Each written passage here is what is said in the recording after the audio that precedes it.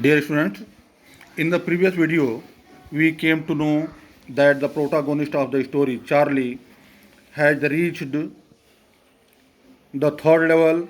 There he experienced that the information booth that was in the center was made of wood and it was old fashioned. The room was smaller and the ticket windows and the train gates were fewer. Now let us read ahead. There were brass spittoons on the floor, and across the station a glint of light caught my eye. A man was pulling a gold watch from his vest pocket. He snapped open the cover, glanced at his watch, and frowned. He wore a derby hat, a black four button suit with teeny lapels, and he had a big black handlebar mustache. Here, the narrator Charlie describes that at the third level, he experienced that there were brass spittoons on the floor. Brass spittoons are the type of containers that are used for the people to spit into. There were brass spittoons, and across the station he saw a glint of light. A glint of light caught his eye means a glint. He saw a glint of light. He saw a man who was pulling a gold watch from his vest pocket. He snapped open the cover of his golden watch, glanced at his watch, and when he saw the time, in a way he frowned also. He was wearing a derby hat. He had a four buttoned suit with small lapels. Lapels means top part of a coat, top and front part of a coat. And he had a big black handlebar mustache. Handlebar mustache means the mustache that are turning upwards on either sides. Then I looked around and saw that everyone in the station was dressed like 1890 something. I never saw so many beards, sideburns, and fancy mustaches in my life.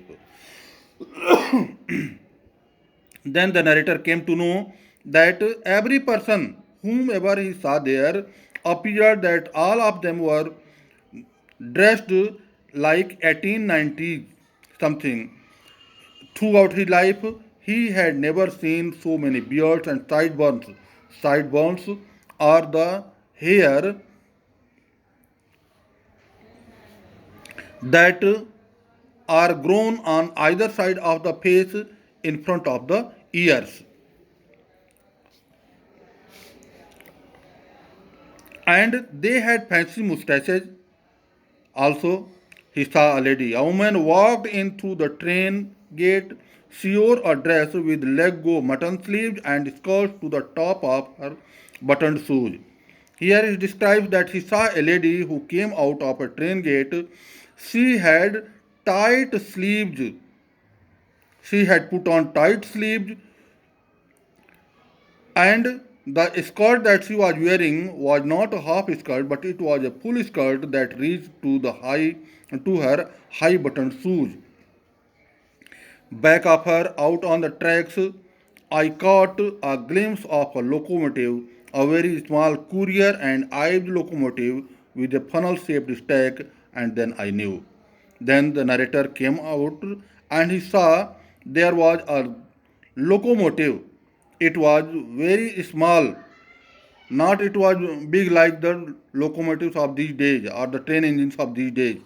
It was a very small courier and ivy locomotive with a funnel shaped stack. Funnel shaped means chimney shaped. And then he knew that probably he had reached into the past.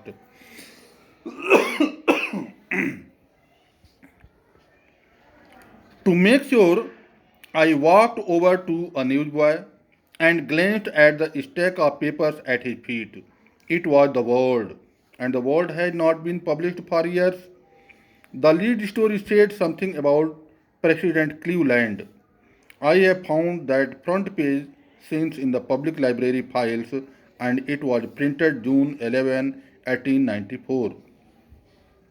The narrator here describes that as he suspected that he had gone into the past, to make sure, he walked over to a newsboy. He went near a newsboy and he looked at the papers that were near his feet. And it had been written on the paper, "The World." And the narrator knew that the world had not been being published for several years. He also saw the lead story that was about the then President Cleveland. He added that he had found that front page since in the public library files. Earlier, he had found those pages in the public library files, and it was printed on that page June 11, 1894. Means the narrator had reached in the year 1894.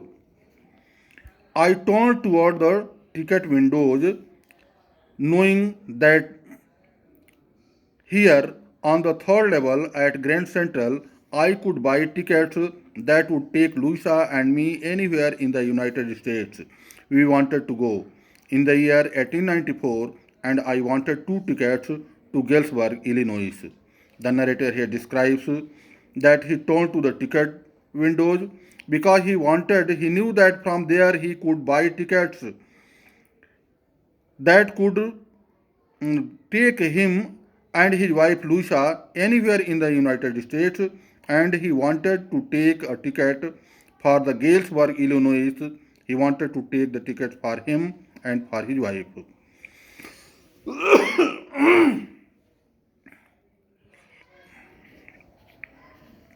Have you ever been there? It is a wonderful town still, with big old frame houses, huge lawns, and tremendous trees whose branches meet overhead and roof the streets.